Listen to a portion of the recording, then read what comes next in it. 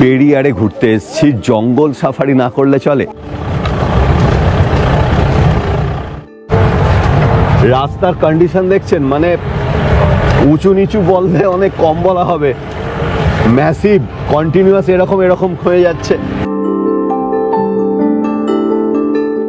অসাধারণ সুন্দর চা বাগান, সকালের রোদটা এসে পড়েছে, আরো ভালো লাগছে দেখতে।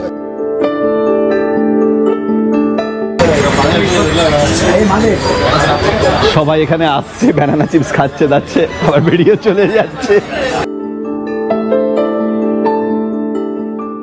এখানে দু ধরনের লবঙ্গ আছে, একটা হচ্ছে তেল বার করে নেওয়া লবঙ্গ, সেটা হচ্ছে এইটা।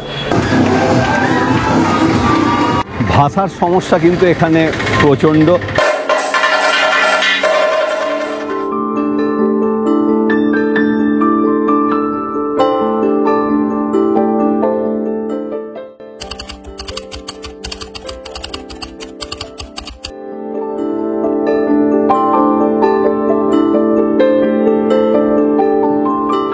মুন্নার থেকে থেকাডির ডিস্টেন্স 100 কিলোমিটারের মতন। বাসে করে সময় লাগবে 4.5 ঘন্টার কাছাকাছি, সেখানে ক্যাবে করে লাগবে 3 ঘন্টা। বাসে ভাড়া 350 থেকে 400 টাকার মধ্যে। মুন্নারের বাস স্ট্যান্ড থেকে থেকাডির বাস পাওয়া যায়।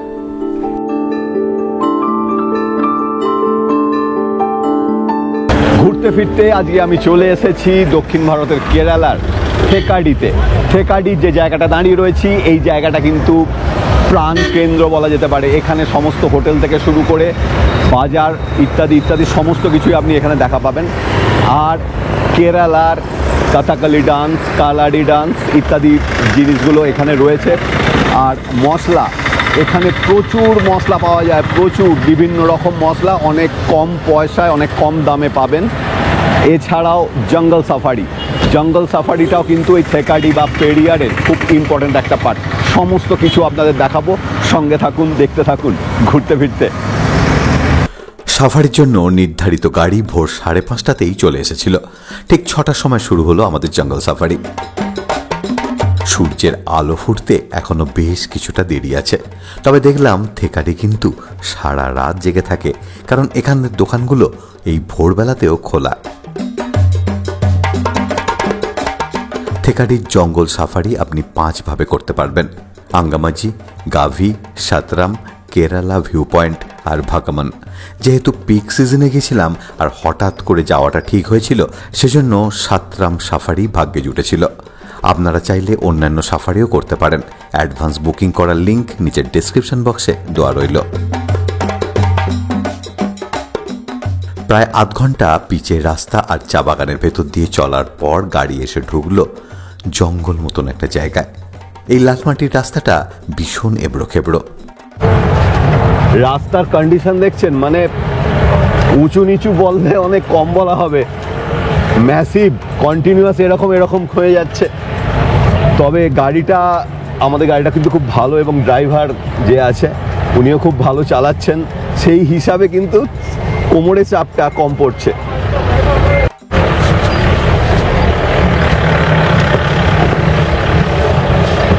পেরিয়ারে ঘুরতে এসেছি, জঙ্গল সাফারি না করলে চলে।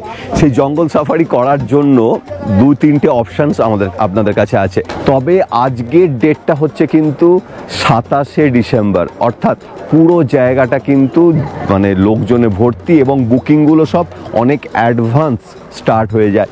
এই জিপটার অ্যারেঞ্জ করেছি, যেটা করে আমি এখন ঘুরছি।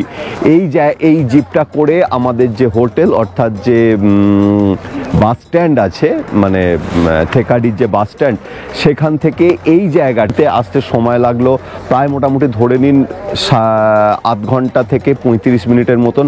এর ডিস্টেন্সটা হচ্ছে 17 কিলোমিটার। এইবার এর ভেতরে ঢুকে বিভিন্ন জায়গায় ঘোরা, এবং জন্তু জানোয়ার কি দেখা যাবে জানি না, কারণ যা লোক সমাগম হয়েছে জন্তু জানোয়ার কিছু বেরোবে বলে মনে হয় না। যাই হোক, সঙ্গে থাকুন, কীরকম ফিল হচ্ছে সেটা অবশ্যই জানাবো। আর কোমরটা কিন্তু এখানে সাবধান, হ্যাঁ, যাদের কোমরের প্রবলেম আছে এই রুটটা অ্যাভয়েড করাই ভালো। ভোরবেলা কিন্তু এই জায়গাটা বেশ ঠান্ডা, সেই জন্য সমস্ত প্রোটেকশন নিয়ে বেরোতে হচ্ছে। তবে দুপুরবেলার দিকটা কিংবা রাত্রিবেলা তো ঘরে ফ্যান চলছেই।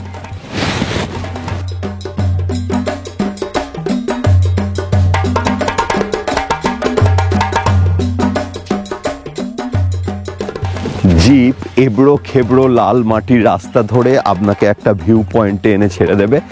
সেই ভিউ পয়েন্ট থেকে আপনি এই সারাউন্ডিংসটা যেরকম দেখছি আমি সেরকমভাবেও দেখতে পারেন, এবং এখানে একটুখানি হাঁটতেও পারেন, খারাপ লাগবে না। ভোরবেলাটা জঙ্গল জঙ্গল একটা ফিলিংস তো অবশ্যই আসবে। আমার সামনে একটা সবুজ রঙের ফেন্সিং দেওয়া রয়েছে ওইখানটা, ওর বাইরে কারুকে ঢুকতে দেওয়া যাবে না, সেই জন্যই বোধহয় খুব সম্ভবত এই ব্যবস্থা, কেউ যেতে পারবে না ওর বাইরে, ওটা বাউন্ডারি।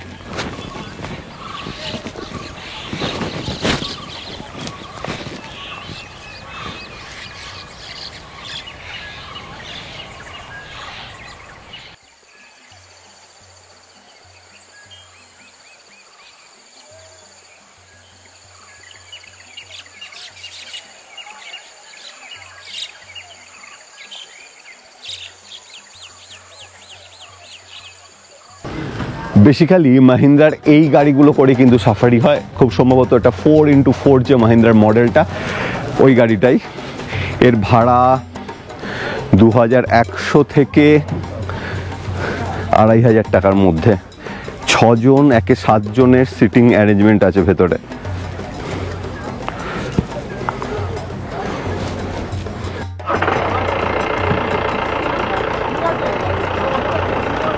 পরবর্তী পয়েন্টে যাওয়ার জন্য ছেড়ে দিল গাড়ি।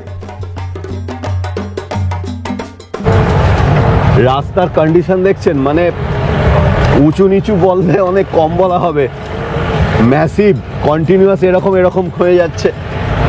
তবে আমাদের গাড়িটা কিন্তু খুব ভালো, এবং ড্রাইভার যে আছে উনিও খুব ভালো চালাচ্ছেন, সেই হিসাবে কিন্তু কোমরে চাপটা কম পড়ছে।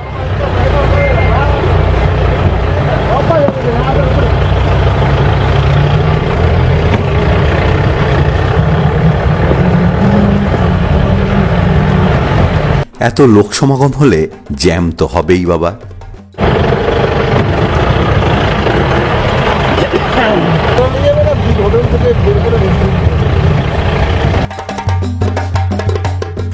লোক সমাগম কম থাকতে হবে, ভোর ভোর আসতে হবে, কোমরের কোনো প্রবলেম থাকলে চলবে না। তবে এই সাফারিটা কিন্তু আপনার মোটের ওপর খারাপ নাও লাগতে পারে। তবে আপনার এই তিনটের মধ্যে যদি দুটো প্রবলেম থাকে, এর চেয়ে জঘন্য সাফারি বোধহয় আর হয় না। পুরো এই এলাকাটা জুড়ে 3টের মতো স্পট রয়েছে, এটা হচ্ছে সেকেন্ড স্পট, জানি না থার্ড স্পট কোনখানে হবে। তবে চারদিকে কুয়াশা, প্রচুর লোক, হুড় করে গাড়ি ঢুকছে, 450 গাড়ি রয়েছে এই জায়গায়। পেরিয়ারের যে কোনো ধরনের সাফারির ক্ষেত্রে কিন্তু বন্য প্রাণী দেখার সম্ভাবনা অনেক কম। এটাতে তো আমরা যেটাতে করে এলাম, এটাতে তো মনে হয় একদমই নেই, এত গাড়ির ছাড়ে সম্ভবই নয়। দ্বিতীয় কথা হচ্ছে, এর ভেতরের যে রাস্তাটা, এটা অনায়াসে কিন্তু ঢালাই করে দেওয়া যেত, কিন্তু এই ঢালাই করলে কিন্তু প্রাইভেট গাড়ি কিন্তু ঢুকে পড়বে ভেতরে। সেজন্যই এদের ইউনিয়ন থেকে খুব সম্ভবত রাস্তাটা ওই রকমই রাখা হয়েছে, যাতে কোনো প্রাইভেট গাড়ি ঢুকতে না পারে। শুধুমাত্র এদের জিপ এদের মাহিন্দ্রা 4x4 যে গাড়িটা রয়েছে সেটাই যেতে পারে। আর এইটাতে করতে গেলে একটা জঙ্গল একটা অ্যাম্বিয়েন্স তৈরি হবে, ব্যাস ওইটুকুই। এর বাইরে কিন্তু এই সাফারির বিশেষ কিছু মাহাত্ম্য নেই বলেই আমার পার্সোনাল অভিমত।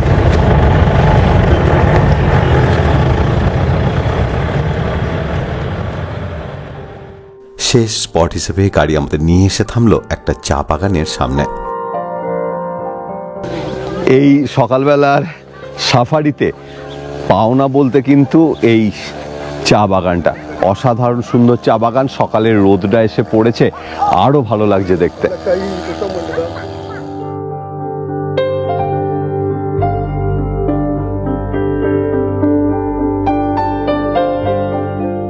আবার আধ ঘন্টার মতন গাড়ি চেপে কফি বাগানের মধ্যে দিয়ে চলে এলাম পেরিয়ারে। ফুলুরির মতন দেখতে, অথচ ফুলুরি নয়। রাস্তার ধারে দোকানে এরকম একটা জিনিস দেখতেই ঢুকে পড়লাম ভেতরে। আমি এখন যেটা খাচ্ছি এটা হচ্ছে সুইট বন্ডা। তা বন্ডা মানে হচ্ছে এই জিনিসটা, তা এইটা তৈরি করা হয় বেসিক্যালি কিন্তু আটা, কলা, সাম পোর্শন অফ সুইট, মতলব কোনো মিষ্টি জাতীয় হালকা কিছু দেওয়া হয়, আর কিছু বেসিক মশলা আছে, সেই মশলাগুলো ইউজ করা হয়। এই কড়ায় ভাজছিল, একদম গরম গরম তুলে দিয়েছে, ওপরটা একদম ক্রাঞ্চি।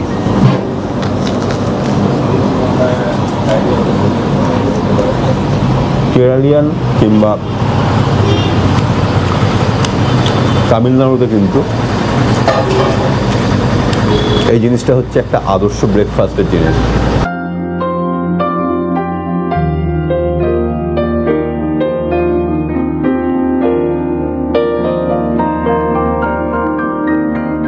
থেকাটিতে আমাদের হোটেল ছিল বাস স্ট্যান্ডের, অর্থাৎ যেখানে কথাকলি ডান্স হয় তার ঠিক উল্টো দিকে।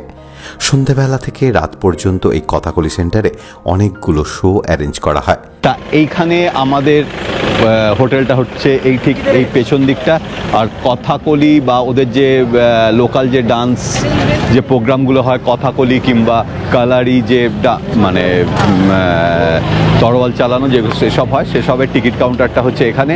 হোটেলের রুম ভাড়া মোটামুটি 1500-এর মধ্যে, তবে রুমগুলো মোটামুটি খুব একটা ভালো কিছু না। এই পেছনে যে রুমটা দেখছেন, এখানে কথাকলি ডান্স হবে।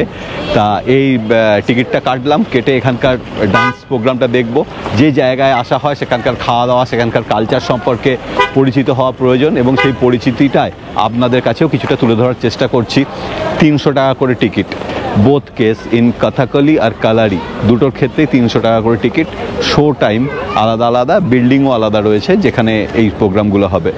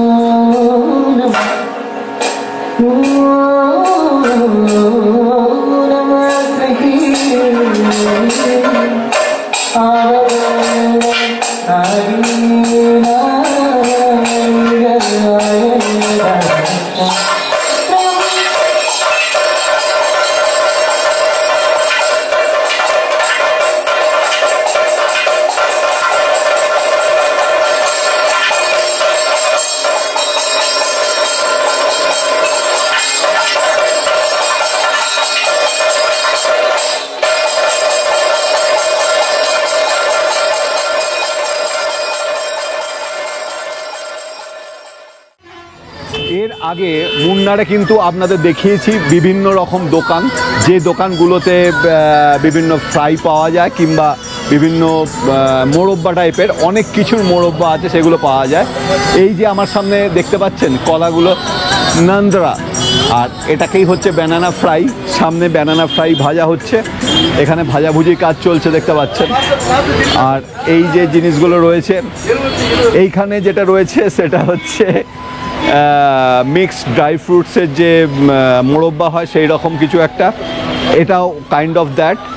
This is cherry, this is beetroots, jackfruits, এটা হচ্ছে জ্যাক ফ্রুটস, অরেঞ্জ, আর ওটা হচ্ছে চকলেট, দিস ইজ চকলেট, আর দিস ইজ, এটা হচ্ছে গমের তৈরি, আর দিস ইজ অরেঞ্জ। কত রকম মোরব্বা রয়েছে দেখতে পাচ্ছেন। আমি একটা টেস্ট করব, which one I can test? গমের মোরব্বা,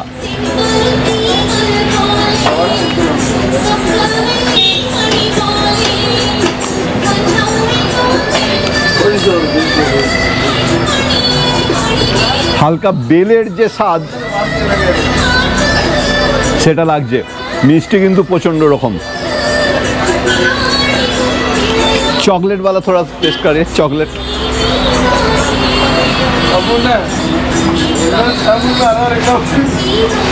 এটা হচ্ছে চকলেটের, চকলেটটা এখানে কিন্তু প্রচুর পাওয়া যায়।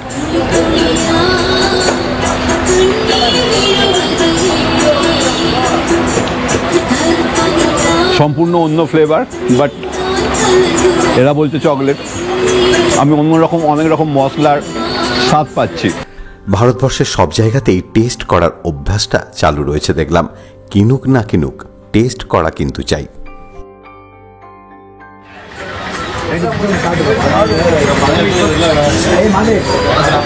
সবাই এখানে আসছে, ব্যানানা চিপস খাচ্ছে, যাচ্ছে, আবার বেরিয়ে চলে যাচ্ছে।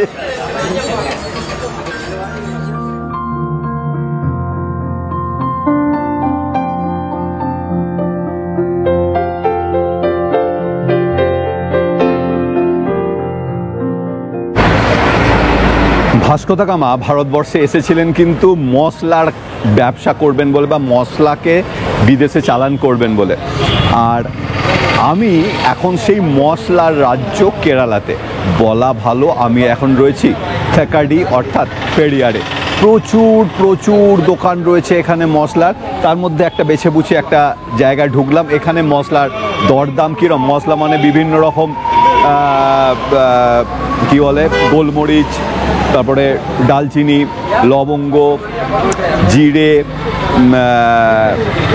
আরও অনেক কিছু, কাজু বাদাম, ওয়ালনাটস, সমস্ত কিছু আপনি পাবেন। ভেতরে ঢুকছি, দেখুন।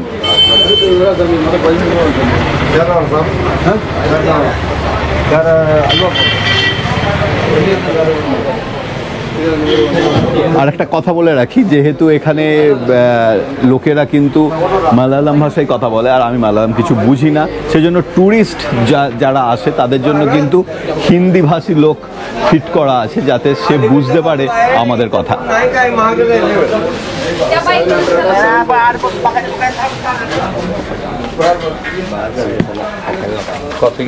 भैया ये कितना करके है?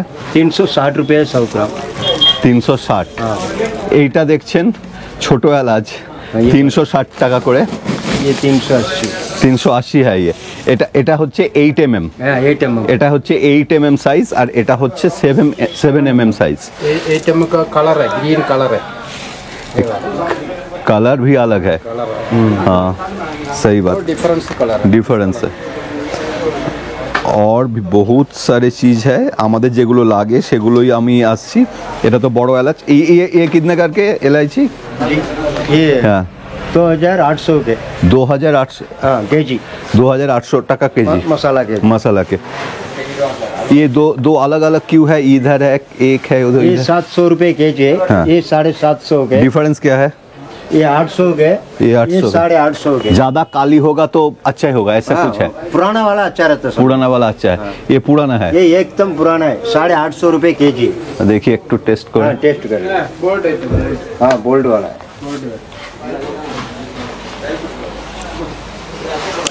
और स्टार एनिस बिरियानी किंबा जे कोनो मोगलाई रान्नाय बिरयानी मसाला। बिरियानी मसला এটা দেওয়া হয়। ये कितने करके केजी? केजी 1400। 1400। और ये तो दालचीनी है 700। ये 500 रुपये केजी। 500 रुपया কেজি। আমাদের ওখানে কিন্তু এগুলোই বেশিরভাগ বিক্রি হয়, দেখতে পাচ্ছেন 500 টাকা কেজি এগুলো। আর এখানে কিন্তু এই যে গোল রিং মতন হয়ে রয়েছে এগুলো 700 টাকা কেজি। এছাড়া হলুদ রয়েছে, জিরে রয়েছে, লবঙ্গ। দাঁত ব্যথার জন্য লবঙ্গ খুব উপকারী, তার তেলটা আমাদের দাঁতের ব্যথা কমায়। তা এখানে দু ধরনের লবঙ্গ আছে, একটা হচ্ছে তেল বার করে নেওয়া লবঙ্গ, সেটা হচ্ছে এইটা। इसमें तेल ऑयल नहीं है? हाँ नहीं पगार। अच्छा ऑयल का बगर है, इसमें ऑयल है। ये कितना रुपया करके किलो है? ये 1600 रुपये केजी। 1600। 160 रुपया 100। और एटा 120 रुपया।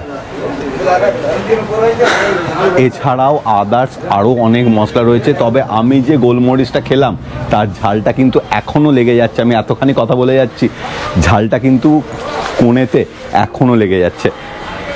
পরের পর্বে আপনাদের নিয়ে যাব আলেপ্পি। সেখানে থাকা, খাওয়া, ঘোরা, স্পিডবোটে চাপা সমস্ত কিছু নিয়ে একটা আস্ত পর্ব। তবে আজ এ পর্যন্তই, আবার দেখা হবে সামনের পর্বে। এবার তো মনে হচ্ছে আমরা সমুদ্রের দিকে চলে যাচ্ছি। বাবা